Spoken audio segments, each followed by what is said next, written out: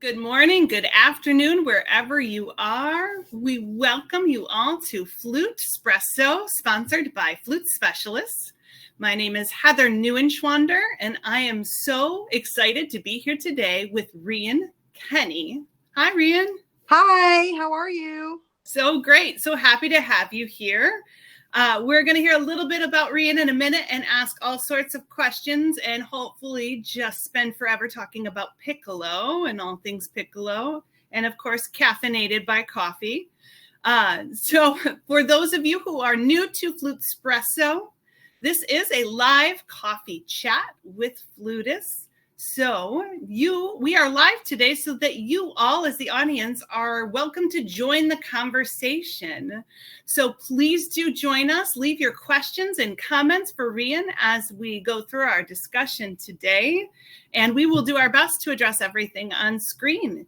Even if you're watching this after and it's not live, you can still leave questions for us and we'll try to get back to you.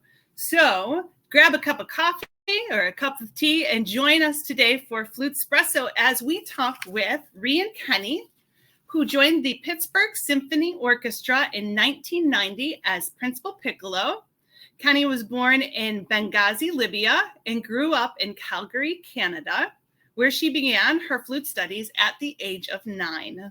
She continued her studies with Timothy Hutchins at McGill University in Montreal, where she received a bachelor's degree in music. Rhian Kenny used to chaperone, chauffeur, coach, and cheer on her 3 daughters. But now that they have moved on, she finds herself on and in the water, swimming or rowing, or trying to stay out of the water while playing golf. I love the way you put that. She enjoys yoga to release all of life's stressors, and she's becoming one of my new favorite picklists. Hi, Rhian. It's so nice to meet you. Do you want to cheers with me? Do I want to what? Cheers. We give a little cheers to the screen. Cheers. Which way are you? That way? Cheers. Welcome to FluteSpresso. What are you drinking today? Where are you? Thank you for having me. I'm in Pittsburgh. I'm actually in my flute studio at Duquesne University. I am drinking winter blend tea. And I chose this tea because I have a problem with taste buds. I actually don't have any. And I actually could taste this. So I thought, maybe this is the answer to all of my tasting ailments. I've never heard that before. Yeah, it's with COVID, people lost their sense of taste and smell. Yeah. This is not a COVID thing. It's been since I was probably in grade 5, and my mom thinks that I had a really bad flu at that time. So that would sort of fall in line with the COVID stuff, right? But it's never really returned for me. Interesting. Yeah. Huh. Well, I've never been a big tea fan because I don't like the taste. So yeah. So you chose this one. It's because it's the one you can taste. Yeah, exactly. Well, that's fantastic. Is it feeling like winter where you are? It was 30 degrees this morning when I was out on the water for a morning row. It's pretty winter. Yeah. Okay. So, of course, one of the first things I want to ask you about, you were born in Libya and raised in Canada, and now you live in the United States. Yeah, so much there. Multinational all by myself. My dad worked on oil rigs when I was before I was born. And so he was on loan from the Canadian government, as I understand it, to teach Libyans to drill for oil in the desert. And so my mom and dad met on an airplane, and they got married, and I was born in Libya. I was back in Canada. My dad is from Calgary. My mom is actually British. She's Welsh. And so I was back in Canada by the time I was 6.5 months old. And so I lived in Calgary until I went to university in Montreal. And then I came to Pittsburgh 4 years later. So you don't really remember and know much of your time from being in Libya? No, the fun thing is my birth certificate is written in both languages. And so I know I could probably have a Libyan passport, but that's not really at the top of my list. Yeah. I just got an American passport 2.5 years ago. So that's two's enough. Yeah, sure. Have you been back to Libya at all as an adult? No. I think it's obviously not the time to go there. It's probably, I was interested in going as a younger person, but now with all the stuff that's going on in the Middle East, it's a little too fraught for me. Yeah, that makes sense. Well, we were talking before we went live about how FluteSpesso is located in the Detroit area, of course. And so that means Canada is our friendly neighbor to the south. Yeah. Yes, and that's the only place I think that you can say that. But I'm a big fan of Canadian culture. It makes me very happy. You said grade 5, and I got very excited about that. Yeah, I haven't switched that over. It's only been 34 years and some things. I did lose my Z, but I say Z now. Oh, but you just say sorry. Yeah, people have a harder time understanding when you're trying to spell something out and you say Z. They're like, come again? And you still have some family in Canada?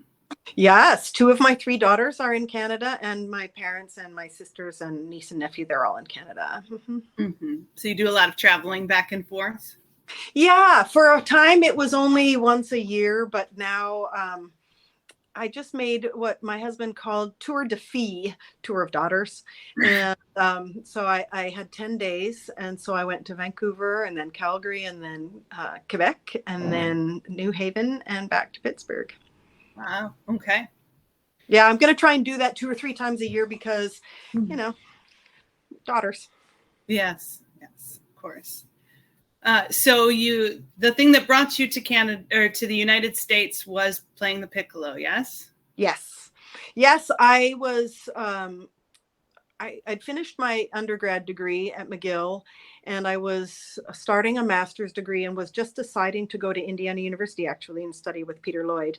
And my teacher said, there's an audition in Pittsburgh. I think you should take that. I said, where's Pittsburgh? So anyways, I got on a plane. That is one of the things about plane travel. You don't really have to know where you're going. You just hop on a plane and it takes you there. So I came down here. It took 2 weekends, but I did win the job. And so I've been here ever since. And now I know where Pittsburgh is. So it took 2 weekends. I'm quite interested in that.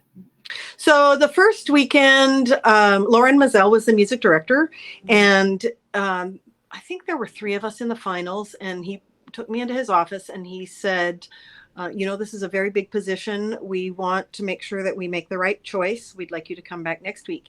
And I said, well, my grandparents were over from Wales and they were quite elderly. And I said, I'm going to take them back home to Wales, so I won't be able to come next week. And he said, well, that's your choice. I called my mom and she said, are you nuts?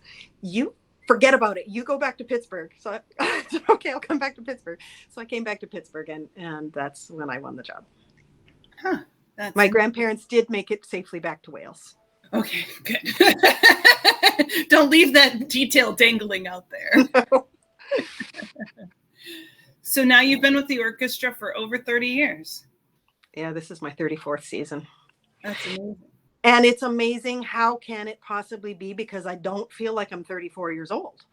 But at the same time, I feel like I've got a great deal of more wisdom than I had when I was 34 years old. So, it's been a great ride.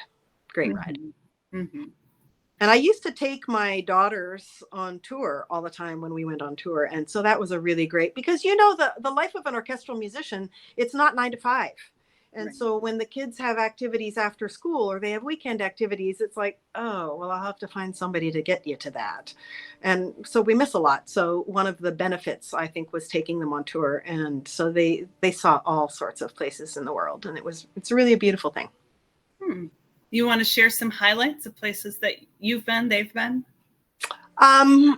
Yeah. So I remember we went to,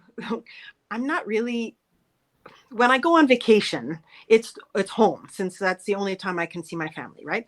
So my kids had never been to a beach and they'd never been to Disney.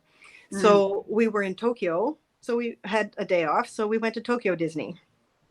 And we were in Greece, so we went to a beach in Greece.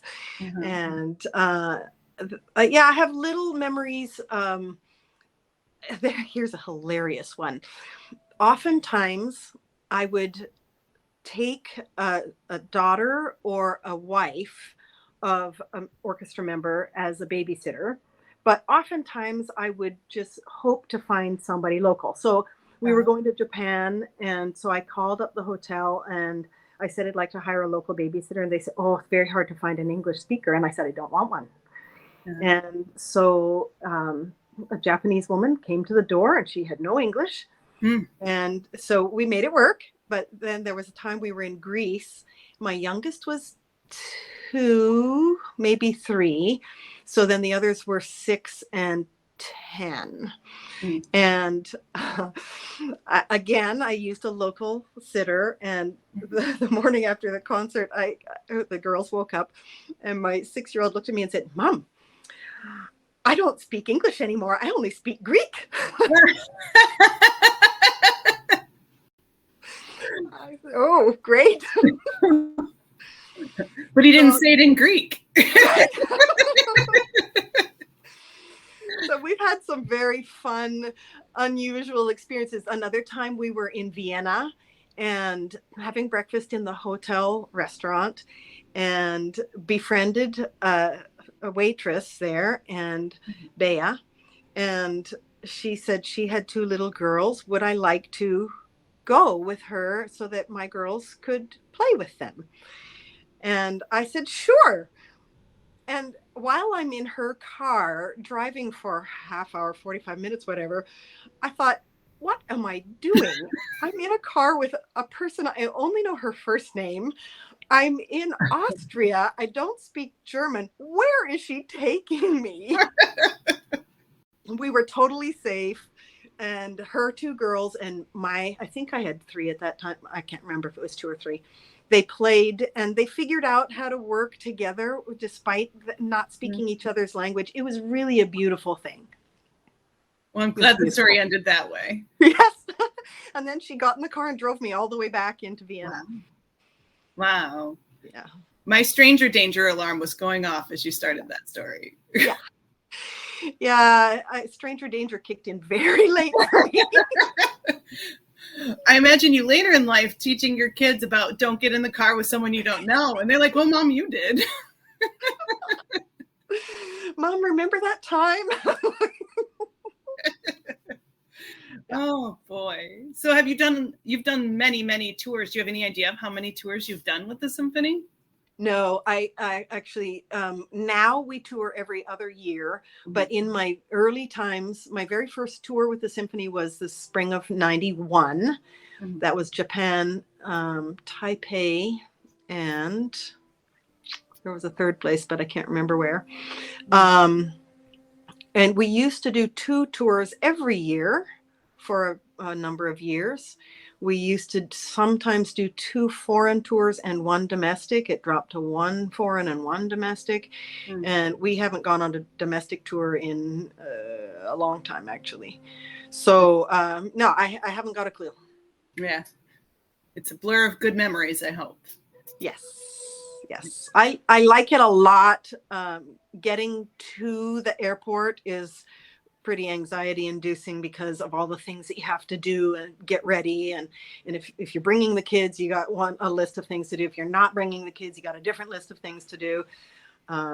Yeah. So once I'm on the plane, it's like, okay, now we're good to go. And now you're on vacation. Wait, you're working. Well, yes. And I'm on the tour committee. So stuff always comes up on tour. So it's really not a vacation. Oh, interesting. Yeah. But then do you also get to kind of plan, kind of help steer where you're going? No. Oh, okay. No, in fact, just yesterday, the tour committee had to present to the orchestra the tour that's upcoming. We leave August 18th, and we had to vote on it. And so we're looking forward to going on this tour. We usually send a musician on an advance to check out halls and hotels that are unfamiliar to us. Mostly the the halls and hotels that we know. We don't bother rechecking unless there's been significant time since we were there last. Mm-hmm. So you're not going to tell me where you're going yet, are you? Sure. We are starting the tour in Ljubljana.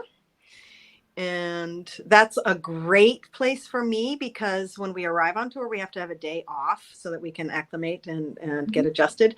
And there's a huge rowing center outside Ljubljana. And last year when we were on tour, we started in Ljubljana, and one of my good friends in the orchestra and I did a stand-up paddleboard tour of the city.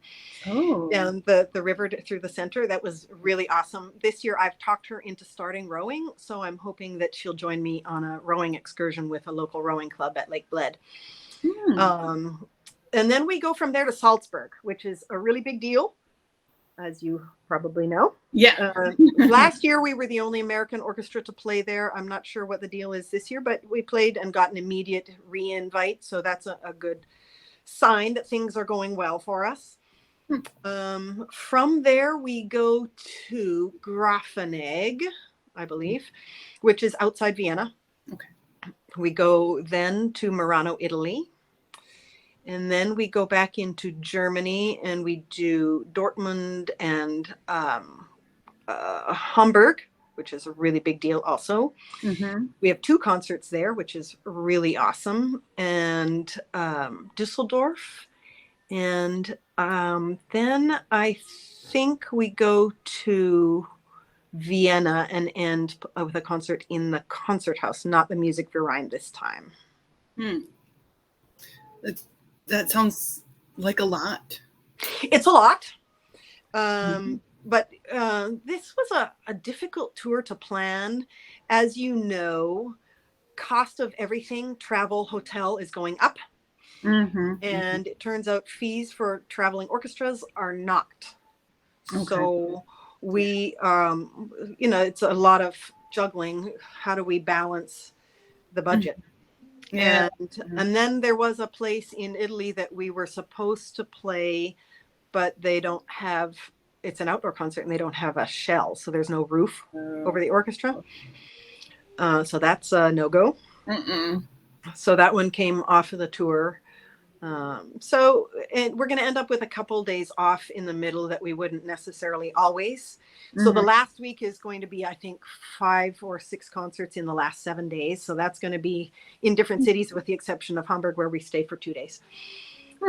But the middle week will make that a little sweeter because we'll have an extra day or 2 off. Good. Mix of fun and work. Yeah. And I'll try and find some rowing along the way because rowing. Yeah. Well, before I ask you more about that, though, I haven't asked you at all about how you got to playing the piccolo and specializing in the piccolo. I always want to know how that a good question. So when I was 9 and I started to play the flute, my mom is the entire reason I do this. She said, wouldn't you like to play the flute just like James Galway? And I would never have said no to my mom. Never, ever, ever, ever. So I said, yes, I wanted to do that. So she got me a flute. And I will tell you that my mom is an amateur pianist, but she's a chemist by training. And she taught me. I was learning in band, of course, but she signed me up for a summer camp and then found out that there was an audition. And so she made sure that I had a piece to play and she helped me learn it. And it was a song from the Tommy Newsom Speaks book. So it was like a big band song. Yeah. And so I went to the audition. I'd only been playing a few months, but like I said, she made sure I knew what I was doing. The teacher says, well, do you know any scales? And I looked at her and said, I'm about 60 pounds.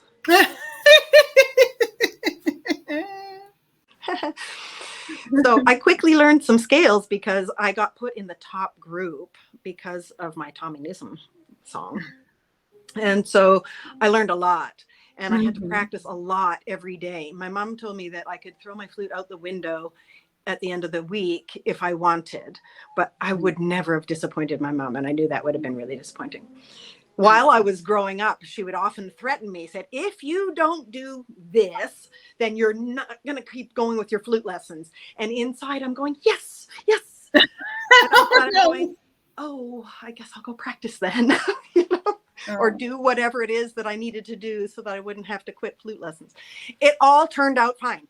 But when I was 12, I was auditioning for the junior orchestra in Calgary, and the director said, well, she really should play piccolo because piccolo players make more money. It's not true. I was going to say, I don't think that's true. It's not true. I think what he was referring to was doubling. Oh. But I don't get doubling in the Pittsburgh Symphony, right? Right. So anyways, my mom sent me to another camp, and we'd gone to a music store and we bought a silver Gemeinhardt piccolo. Mm-hmm. And to be honest, that is what I owned until I got the Pittsburgh Symphony job. I borrowed my teacher's piccolo to play the audition. And once I won the job, I called up to Brannon and said, can I get a piccolo really fast, please? And they said, there's a 3-year wait list. I said, but, and they said, sorry, there's nothing we can do. But they had quietly put me on the emergency list, but I didn't know that. Tom Robertello was in the Pittsburgh Symphony at the time. He's now, of course, teaching at IU. He had friends at Powell, Stephen Finley. And so they got me a Powell piccolo. And then within a day or two, I had a call from Brannon saying that I'd have one, but not for the start of the season. And so I ended up with a Powell and a Brannon, and that's how I became a piccolo specialist. Wow. I sat down in my chair. I've never thought of the piccolo as anything other than an extension of the flute, though. And there are so many people that play the flute and say, I don't play the piccolo. And I always say, why not? Don't you want to be employable? It just gives you one more tool, one more thing. And I had somebody ask me on Tuesday, what's my favorite, the flute or the piccolo? I was playing a little recital. And I said, Pat Metheny, I think it's Pat Metheny, once said, music is the food, the guitar is the spoon. So music is the food, and the flute and the piccolo are simply my utensils. And it doesn't matter to me which one. It's more about the music that I'm playing. And I simply love to play music. So I don't really care. There are some really beautiful flute solos. There are some really beautiful piccolo solos. I just played the Amanda Harburg Piccolo Sonata. Really beautiful. I just played the Matt Smith to the Nth Degree. Really beautiful middle section. And so it's music. It's music. I can't play anything else. I can't play the piano. I can't play the oboe. I've tried all sorts of things when I was bored in grade 6, but nothing stuck. Yeah. Well, I wonder if you ever dig out that silver Gemeinhardt piccolo. I sold it. I can't believe it. I sold it. Back in about 91, I sold it. Sad. Right. If anyone has that out there, I'm just interested to know where it has landed. It did end up in Scottdale, PA for a while with an amateur flutist who played in some of the community bands. And I should actually reach out to her and see if she still has it. That's interesting. Yeah. So playing in an orchestra, especially this amount of time, I understand that there can be some monotony of the pieces that come back over and over again that you have to play, right? So I'm curious of the pieces that you see on the list and you go, oh, that again, and the pieces that you see on the list and you're never sick of. You could play them a million times. Tchaik 5 is not my favorite piece. And that changed when Manfred Honeck, who is our music director and has been for, 13, I don't know how many years, a long time. Mm-hmm. He came and he wasn't, I'm not sure that we were looking for a music director at that point, or if we were and he was on a short list, I don't know. But he came and he conducted that, and it totally changed my opinion. Mm-hmm. That said, we play that piece on every single tour. Oh, nearly every tour. It's not on this next tour. I can live without that one. Another piece that we play on almost every single tour is Mahler 1. That has a very, very special place in my heart, because it was the piece that I played. The very first time I played in Carnegie Hall in New York was with the McGill Symphony Orchestra. And that was supposed to be my very last concert of my college career. And so that piece draws tears every single time. As soon as the horns stand, the taps open. Then I stayed one more year at McGill, starting my master's degree. And we went back to Carnegie. And the piece that I played that time, which was truly my last concert as a member of the McGill Symphony, was Mahler 2. So those two pieces I adore. Love, love, love. Mm-hmm. I love Beethoven 9. Mm-hmm. I actually love Tchaik 4. I was going to ask, love it or hate it? I love it. I will, as a piccolo player, I don't get to play much Bach or Mozart. Yeah. But over my 34 years in the PSO, we've had long stretches where we've been short in the flute section. So I've got to play all the positions, and I love it. It, change of scenery changes your attitude. And so I've got to play a lot of pieces that I wouldn't necessarily. Dvorak Cello Concerto with a great flute part. And Scheherazade I've actually played, and Daphnis I've played first. Really? I've never played second flute on Daphnis, but I've played first, third, and piccolo, alto flute. And Scheherazade I've played first and piccolo, and I love those pieces. Love them. There's so much to learn every time you play them. Mm-hmm. I love to play a lot of new music, but I would like it not to just be new stuff for the sake of stuff. But I love the challenge of learning new technical things. Mm-hmm. So I don't know if that answers your question, but I like a lot of music. Well, good. You're in the right profession. Yes. And you also do a lot of teaching, yes? I do. I feel a responsibility to return what I was gifted from my teachers. And so I love to teach little ones. I've got 2 little ones right now. One who's just started and one who started about a year ago. And then I'm at Duquesne, where I have 5 students currently, and I coach a chamber trio.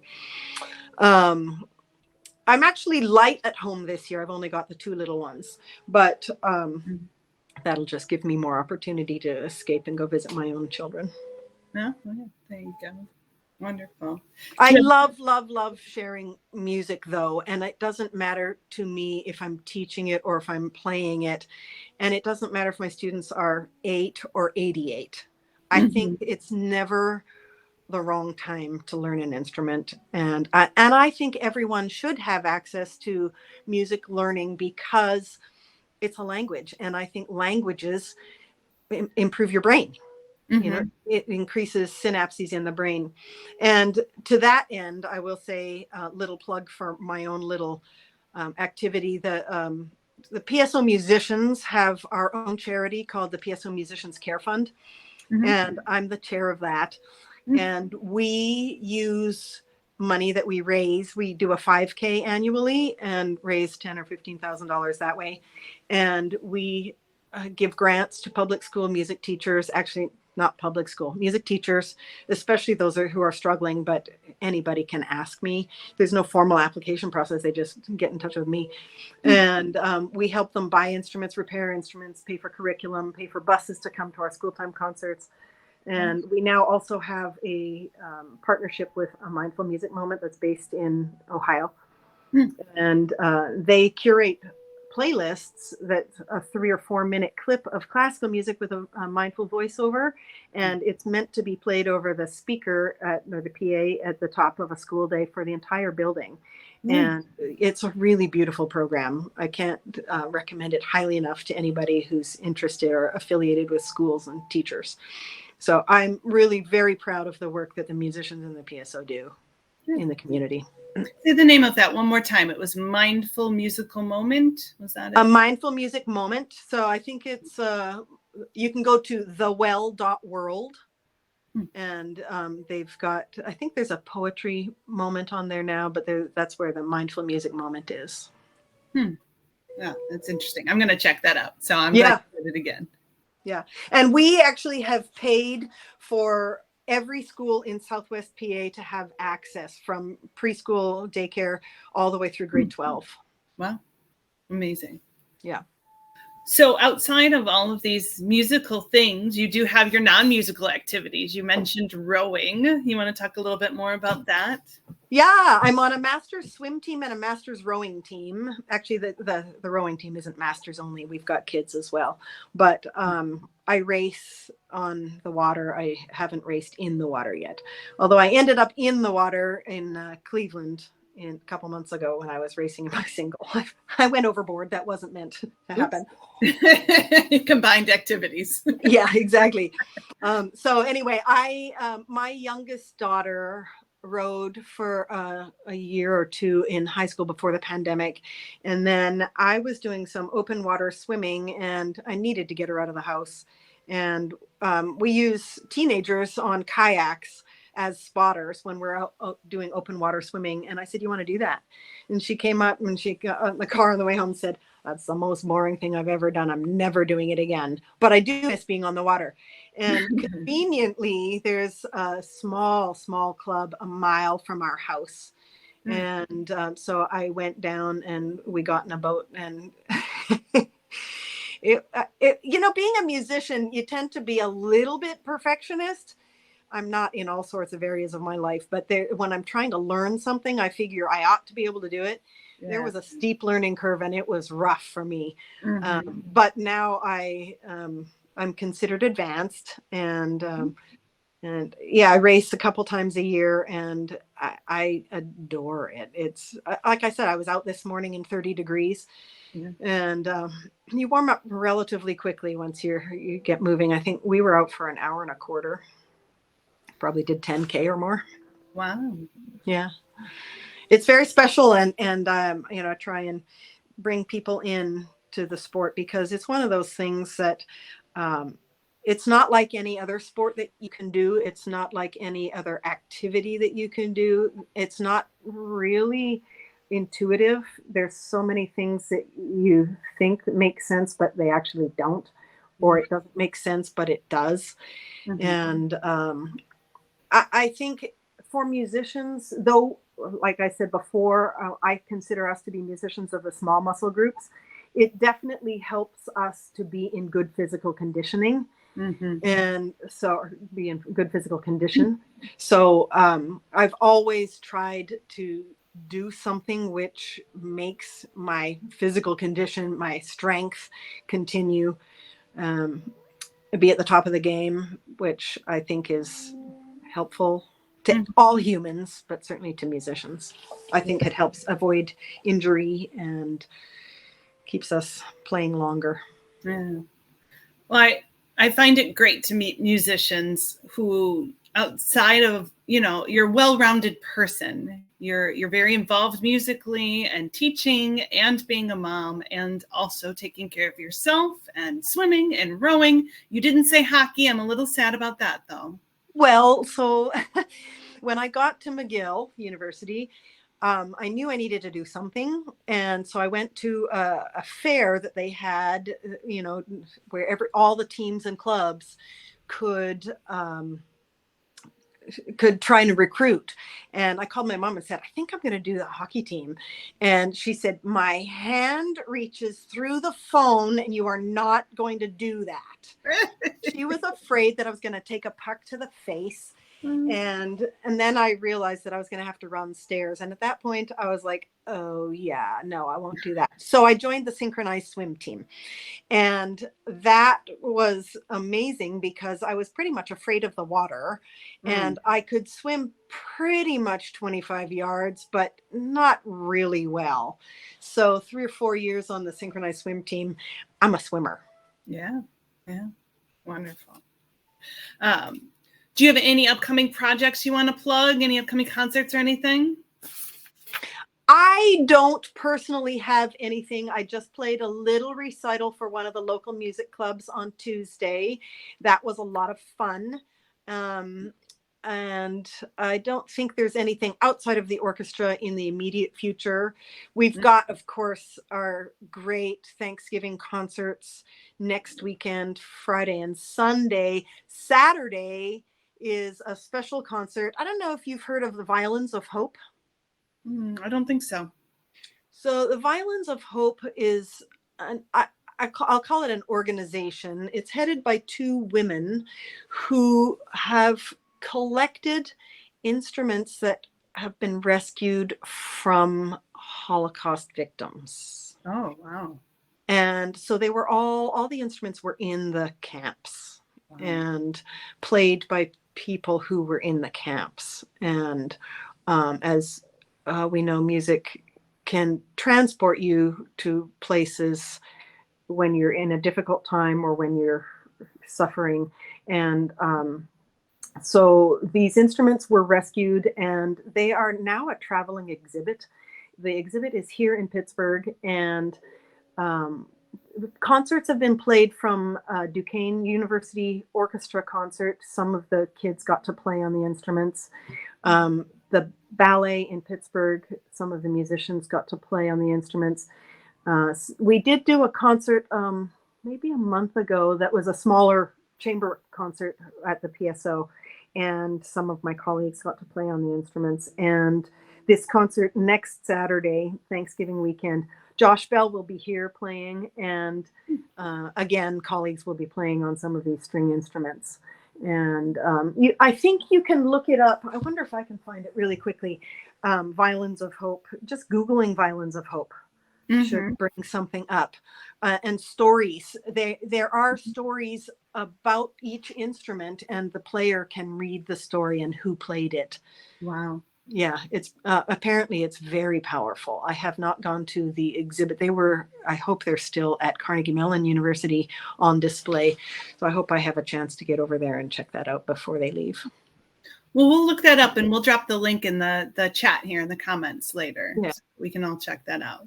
So as I get to the bottom of my cup of coffee here, I know that it's time to wind down and get into our FluteSpresso favorites. But I do want to take a quick moment to make a plug for Lily and Willie's Coffee. We have our FluteSpresso blend. We are selling that on our website now. It is a great holiday gift, perhaps. Bring it to your Thanksgiving celebrations, or if you're like me, you'll go through a bag in about 2-3 days. Hopefully, maybe not everyone's as caffeinated as I am, but Lily and Willie's coffee is absolutely fantastic. You should check it out, and especially the FluteSpresso blend. So as I get to the bottom of my cup here, I'm caffeinated and ready for a quick FluteSpresso favorites round. Are you ready? I am ready. You look poised and ready. All right. So I think I already know this one now. Coffee or tea? Tea. I already knew that. Favorite piccolo solo to play in the orchestra? Check 4. Ooh, I didn't expect you to say that. Favorite piccolo solo piece? Oh, I think I'm going to go with the Amanda Harburg Sonata. Yeah, I'm already writing that down. I haven't bought it yet, and I'm clearly going to now. Yeah. Highly recommend. Your favorite orchestral piece to listen to? Oh, St. Matthew's Passion. Favorite place to perform? Anywhere there's an audience. Good, safe answer. All right, this one might be a tough one. Do you have a favorite between Canadian Thanksgiving and American Thanksgiving? I'm Canadian through and through. Do you at least That's celebrate where my both? family is. I did a Canadian Thanksgiving here for years, maybe even decades, with colleagues who are Canadian, Mhm. and American Thanksgiving is just smaller for me, and especially now that the girls are gone, I'll have one home for Thanksgiving this year. But it's just small. Yes. Okay. It's quiet. Hi, Keith. All right, last one. Do you have a favorite holiday tradition? Yeah, Carol sing-alongs, Mm. and the Messiah. I'm a huge choral music lover, and I also love good brass music. And so if there's brass playing Christmas music, I love Christmas music. I love Christmas music. Mhm. And so I'll sing it, I'll play it, I'll listen to it. Yeah, that gets me in the spirit like nothing else. Awesome. Great. Well, thank you for spending this time with us today. And thank you for being on FluteSpresso. I'm going to give you one more cheers. Thank you. Thank you. Thank you so much for having me, and have a great day. I am going to buy a bag of FluteSpresso blend for my husband's Christmas stocking. Excellent. It's a great stocking stuffer. Cheers. Thank you.